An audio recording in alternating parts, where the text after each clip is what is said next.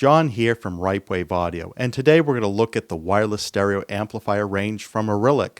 Now these are nice, small, compact devices that can be used to power your speakers, whether they are new or things that you've had for a while around the house, and also handling the streaming duties. Now, whether that's coming from a wired or wireless source, now of course that depends on the model. We'll get into all the particulars in a little bit here, but these are all reasonably priced, starting at $139, moving up to $299. And we have the brand new B50 that has just hit the market. And we're going to look at all these devices.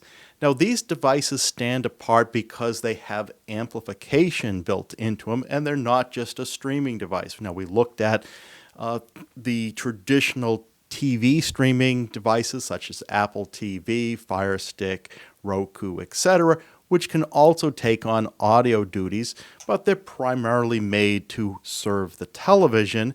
And we also looked at the WIM or WEAM or however you say it devices, but these are different because these not only don't have video, they do not have any amplification in them. So this is what makes these stand apart from Arylic, is they have an amplifier built into them. And it comes in, again, at that pretty reasonable price. And when you think about the Apple TV and the NVIDIA Shield, you're spending about $150 to $200 just on the streaming device with no amplification being considered. And your alternate there is to take an amplifier of an old receiver that you have around the house to power those speakers, or you're going to like a Bluetooth speaker, which is kind of an all-in-the-one device. But if you want to have a stereo pair of speakers that you might have in your house, and power them in a coordinated fashion with several sets all receiving the same signal, this may be the route you take. Let's first take a look at the B50 model. This comes in at $139, and it gives you 50 watts into 4 ohms or 30 watts into 8 ohms class D amplification. It does have a subwoofer output, so this can be considered a 2.1 unit.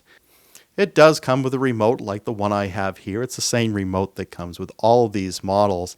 Let's take a look at how this B50 connects in with devices. Now, this one really focuses in on its wireless capabilities with Bluetooth, but let's start with the wired connections.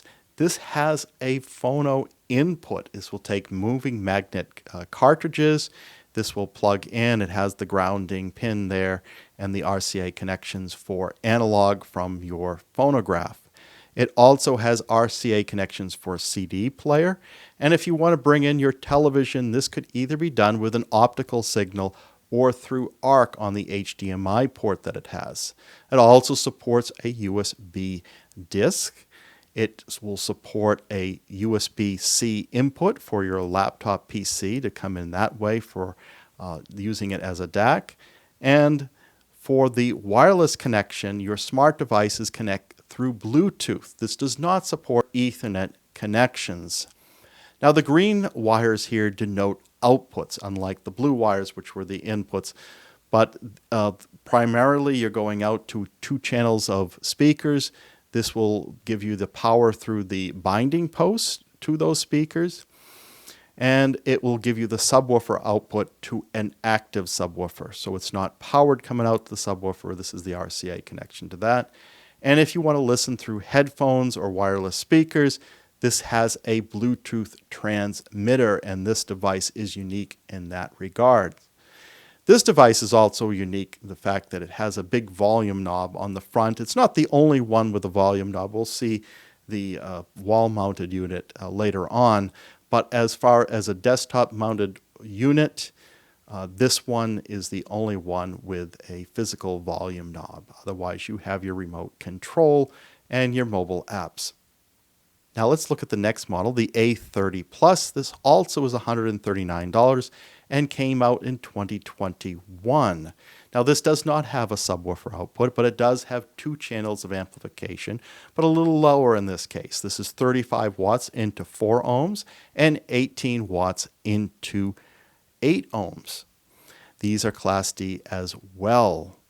And we can see the speaker connection is different on this model. This is using a Phoenix connector that's removable, not the binding post as we saw in the B50. Now looking at these connections a little deeper here, there's no record player connections.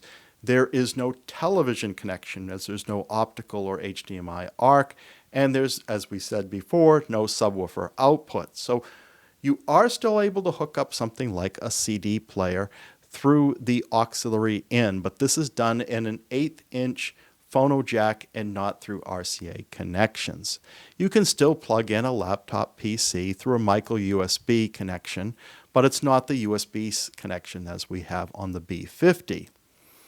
It supports both Wi-Fi and Ethernet connections from smart devices as well as Bluetooth into the device. There's no Bluetooth output. It does have a USB disconnection. So your main output here is to your passive speakers through that Phoenix connector, and that's your amplified channels. And that's the A30 Plus.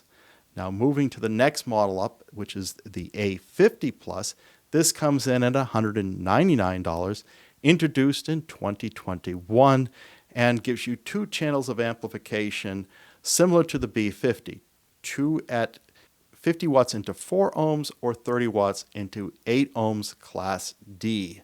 So this matches, I guess, as we said, the B50. The front of this is very plain. We have the status LEDs that are color-coded, and you can see my unit up here, and it's color-coded blue here. So it's saying it's making a Bluetooth connection right now, and I have it hooked up to use the app on my phone. Now let's take a look at its connections. So it does not have a phonograph. Now the B50 is the only one that does that. The CD player could connect in to RCA connections. So it's good that this has the RCA, not the phono connections there with the 1/8" phono that the A30 Plus had. It also brings back the optical connection, so you can plug in a television that way, but it does not have an HDMI connection, so there's no ARC connection to your TV. You can also bring in a laptop PC through a micro USB connection, and you do have the options to bring your smart devices in through Ethernet, Wi-Fi, or Bluetooth. There is no Bluetooth output to wireless headphones or speakers. So your speakers are through the amplifier connections on that removable Phoenix connector like the A30 Plus. There's also the USB input, just like the other devices.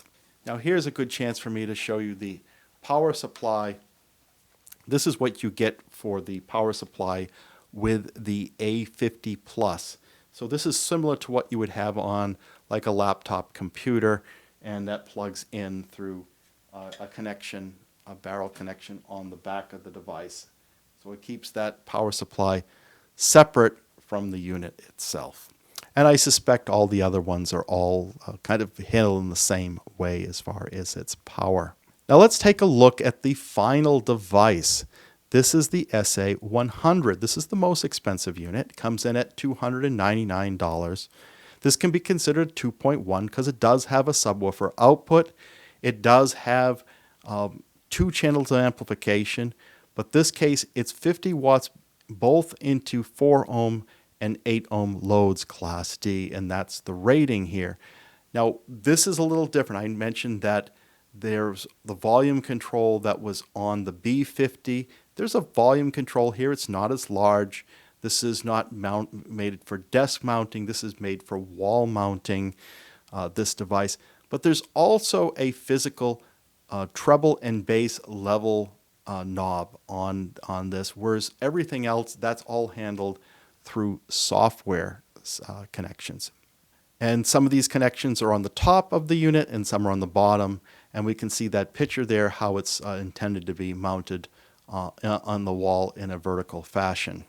If we look at the connections here, there's no turntable connections on this device. The CD player is an RCA stereo pair. The television, if you have that, can be connected through an optical input. There is no HDMI, so there's no TV Arc connections there. The laptop PC could connect into a USB micro connection. You do have the capability of bringing in USB disks. Your smart devices connect through either Ethernet, Wi-Fi, or Bluetooth for a variety of your services. What is unique about this is there's also a Zone 2 pre-output in addition to the subwoofer output and the powered outputs, again through a Phoenix connector to your passive speakers. And that sums up the lineup for the Arylic wireless stereo amplifiers. And let's take a look at them side by side, with the new model being the B50. I believe is one of the most capable. I think they keep on putting more functions into this device at a lower price. And so that's kind of surprising to come in at $139 with the B50, because it's giving you some of the higher power writing outputs. It's giving you the subwoofer output. It's giving you a lot of what the other ones have. You know, the B50, it does pack a lot of into it, a lot of capabilities. I like having that larger volume knob on the front of it, because you can't always find your mobile device quickly when you want to raise or lower the volume. And that's a really nice addition to this unit. And you know, looking at these side by side, they're all about the same size, as you can see from the various photos, intended for either desktop PC use, or it can be just in a room. I think this would make a good amplifier, any of these models, to power outdoor speakers. I do have my Polk Atriums in my patio, a stereo pair there. I think I might use this device to power those. And then while I'm out on the patio, I can use the wireless signals from my mobile phone to stream whatever audio I want into this from my services that I use, like Amazon Music and Apple Music. Let's get into some of the features here. The DACs, from what we know here, that these are using ES9023 DACs on this. They're 2-channel DACs, 24-bit. The DACs themselves are rated for 112 dB with low THD plus N. Has a PCM section in there that's 24192. The device itself doesn't provide a signal-to-noise ratio on its cut sheets, but we do get that on the B50. That's the one that they do give a signal-to-noise, and that's rated at 93 decibels. THD on the device itself comes to 0.03%, still pretty low there. And it's using the full capabilities of the PCM section at 24192. So this is kind of in line with what the WIM device can do for its PCM output. Although I will make a clarification, its decoding capabilities of 24192, the output is actually 1644.1. So there is a difference there. The A30 Plus and the A50 Plus use Texas Instruments TPA 3116 amplifier chips, whereas the SA100 is using an STA 326. Here is the I/O. Now, we've kind of gone over this a bit already. Just kind of puts this in table format for you. And you can see that the B50 is the only one that has an HDMI connection. All of them do have a optical input, except for the A30 Plus that does not. They all have a subwoofer output, except for the A30 Plus, and the SA100, as we said, also has that zone output. And they all have a 2-channel input, except that we'll note that the A30 is using that stereo phono jack connection as opposed to an RCA connection. And the only unit that supports a phonograph is the B50. So there's a nice summary table for you. When it comes to networking, they all support Ethernet except for the new B50. They're all 10100, although I don't know what the Ethernet speeds are on the SA100. We might assume that's also 10100. As well, we don't know its wireless support, but we do know that the others are BGN 2.4 gigahertz. The Bluetooth support is 5.0 except for the new B50, which is 5.1. It can receive up to 2 Bluetooth signals and transmit up to 2 Bluetooth signals through the B50. They all have a USB-A host except for the SA100. They all have a USB micro except for the B50, which instead uses a USB-C. The codecs that's being used for Bluetooth is AAC or SBC, except for the B50, and this is where it excels over the others. It's supporting aptX HD and aptX, which is giving you a higher quality Bluetooth connection than AAC or SBC. The voice control is as supported by your mobile device. So if your mobile device has Alexa or Google Assistant, then you've got it. These all have infrared for connection. I don't know of any home integration capabilities that these have, or they don't have any trigger inputs either. As far as streaming ecosystems, they do support AirPlay, they do support Spotify Connect, QPlay, DLNA, UpNP. Those are supported on these units. You can get internet streaming support for Amazon Prime, Deezer, Napster, Pandora, Spotify, Tidal, but not MQA, Radio Paradise, Qobuz, iHeartRadio, TuneIn, QQ FM, and QQ Music.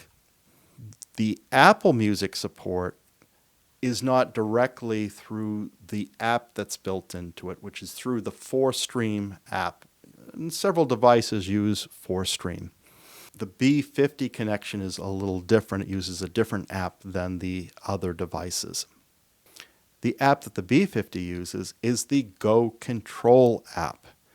Now, when you do a search for Go Control on your phone, you might see very similar apps show up. You want the one that is as shown here. You want to find that icon that matches what I have on the screen here. There's some other garage door type applications, but you want this one that's going to be used for stereo applications. That will be evident when you find the right one.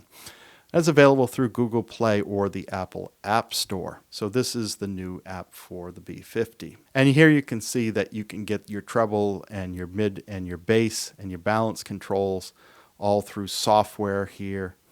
And you can change the source material, etc.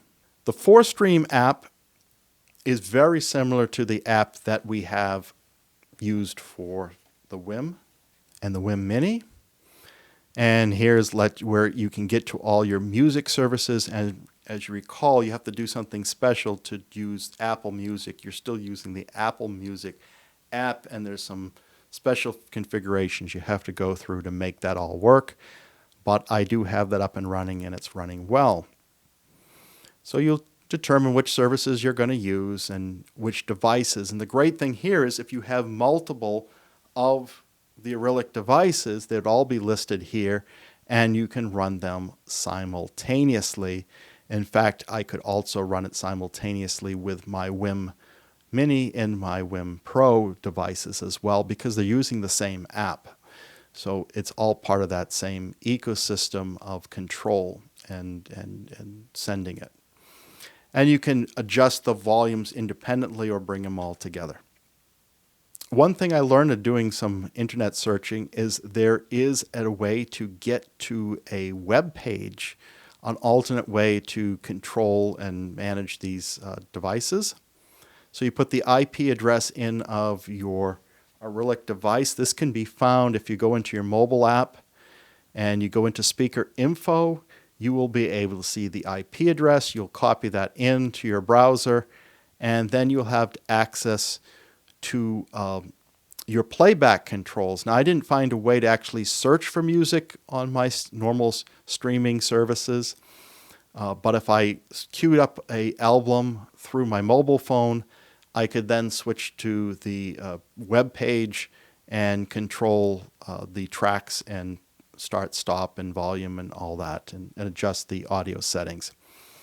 The other thing you can do through this web page is get to internet radio, and so those features are available through that. And here's just a summary of all the remotes. It's the same remote as just like the one I have here. For my A50 Plus, the remote for the SA100 is the same, but it's not included, but you can get one for optionally for $10. Dimensions on these are all about the same. I'm not going to read these off. They're on the slide. You can always pause this. Light devices, so you're not going to find anything over 3.3 pounds, which is the heaviest one, the A50 Plus, 2 pounds for the B50. And the other ones are just over a pound. Power consumption is, and essentially you get 50 watts of power consumption. These are all made in China with a 1-year warranty. Arylic also has an APC workbench tuning tool for $20. And this is where you can actually get in and do some extra control and EQ on this device. So I think this is pretty neat for something that's as simple as this. For $20 extra, you can go in and do these adjustments and do firmware upgrades through the tool. So really neat capability. So what do you think of this Arylic line? Do you have an application for this? Do you have some speakers that are in your house that you may want to use in various rooms and put it into party mode where you're hearing the same sound all through your home in a very simple way? Or do you have another approach to this? That feedback would be useful to the Ripewave audio community.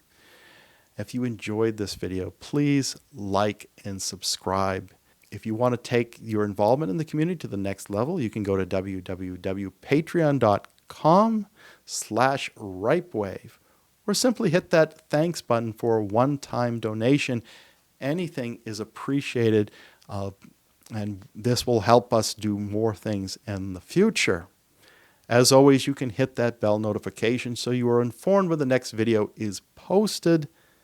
Until then, keep evolving your audio experience.